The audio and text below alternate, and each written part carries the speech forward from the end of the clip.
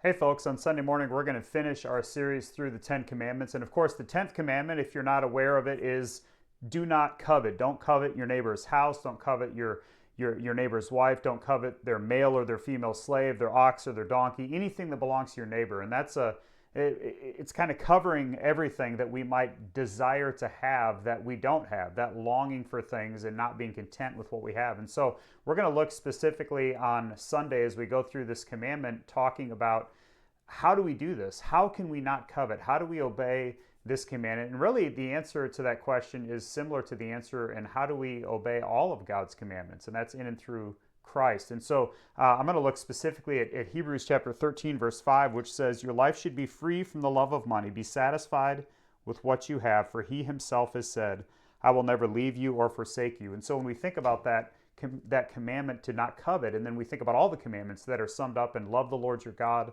with all your heart, soul, mind, and strength, and love your neighbor as yourself, and we think about how we do that in and through Christ. We do that by being satisfied with what we have and trusting in his promises, trusting in who he is, and ultimately trusting in what he did for us on the cross. And so hopefully that's not too much information that just basically gave you the sermon so you think you don't need to come Sunday. We want you to come. We want you to be here. We want you to be here for fellowship and for encouragement, for worship, to build up one another. And so we gather for prayer gathering at 9 o'clock, our family groups at 9:30, which is our Sunday school hour for all ages, and then that worship celebration at 10:40. So spread the word, join us. Looking forward to that time of fellowship and worship with you on Sunday morning.